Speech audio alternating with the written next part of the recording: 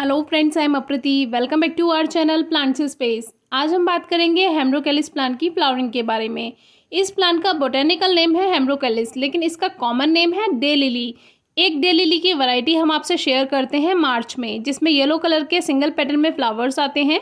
तो वो जो वैरायटी है वो मार्च में फ्लावर्स देती है। वीडियोज़ आपको डिस्क्रिप्शन बॉक्स में मिल जाएंगी, ज़रूर चेक कीजिए। तो येलो वैरायटी जो हमारे पास है, मार्च में फ्लावर्स देने के बाद उनकी जो फ्लावर स्टिक है उसको हम कट कर देते हैं, और जो हेल्दी प्लांट्स होते हैं उसमें सीड्स भी कभी कभी बन जाते हैं। तो जब भी हमारे प्लांट में सीड्स बनते हैं आपसे शेयर करेंगे।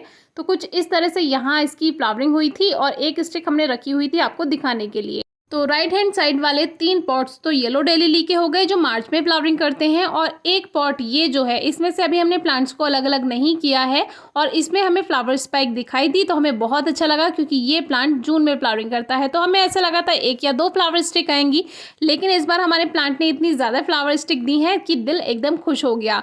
तो फिर इसमें भी फ्लावरिंग शुरू हुई। तो इस बार कोशिश करेंगे कि इनके भी नए पौधे तैयार कर लें, क्योंकि कभी कभी ऐसा होता है एक ही पॉट में आप प्लांट्स रखते हैं तो कभी अगर ओवर मॉइस्चर हो जाता है सॉइल में तो प्लांट्स गल भी सकते हैं, बेकार हो सकते हैं। तो ज़्यादा से ज़्यादा कोशिश कीजिए कि 2 पौधे तो कम से कम आप बनाकर रखें एक जैसे ही प्लांट्स के।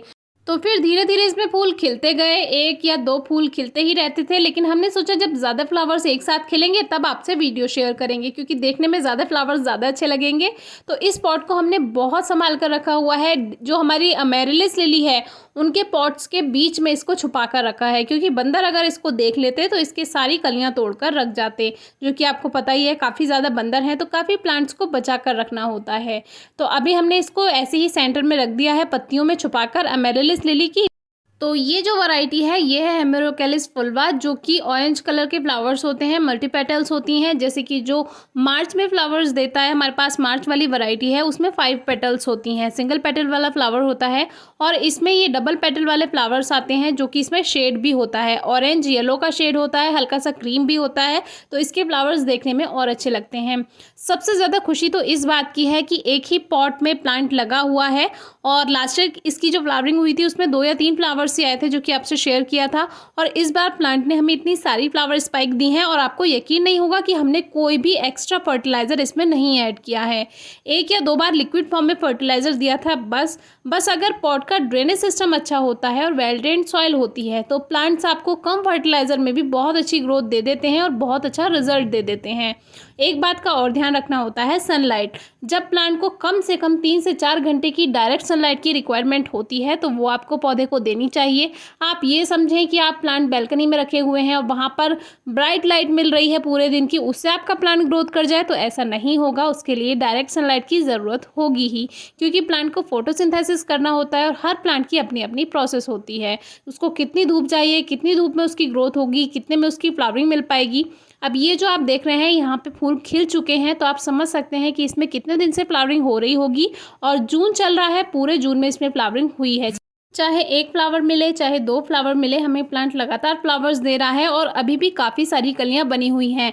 अब आप देखिए कि इसमें 2-3 प्लांट्स हैं, लेकिन फ्लावर स्पाइक जो इसमें आई हुई हैं वो 5 आई हुई हैं, और 5 फ्लावर स्पाइक्स पर 5-5 फ्लावर्स हैं। तो आप समझिए कितने फ्लावर्स हैं। छोटे से प्लांट पे कम से कम 25 फूल हमें एक प्लांट बनाकर देगा। लास्ट ईयर रेनी सीजन में हमने आपसे येलो डे लिली शेयर की थी, जो एक ही पॉट में लगी थी, उसको हमने 3 पॉट में शिफ्ट किया था, यानी नए नए पौधे बना लिए थे। वीडियो आपके लिए हेल्पफुल रहेगी, तो ज़रूर डिस्क्रिप्शन बॉक्स में चेक कीजिए। तो उसमें जो रूट्स होती हैं वो बिल्कुल स्पाइडर प्लांट के जैसी होती हैं, यानी रूट्स में वाटर कंटेंट होता है, पानी की मात्रा होती है, इसीलिए इन जैसे प्लांट्स को बहुत ज़्यादा पानी की रिक्वायरमेंट नहीं होती है। तो पानी कम से कम दीजिए और वेल ड्रेन्ड सॉइल बनाकर रखिए। मिट्टी बहुत ज़्यादा कठोर है, पानी रुकता है, तो उसमें थोड़ा सा रेत मिला दीजिए। अब इसकी सूखी पत्तियाँ देखिए, इसको हमने नहीं हटाया है, क्योंकि गर्मियों में ये एक तरह से मल्चिंग का काम करती हैं, यानी कि पानी की कमी भी नहीं होती है और एक्स्ट्रा पानी इसमें पौधे में हमें नहीं देना होता है।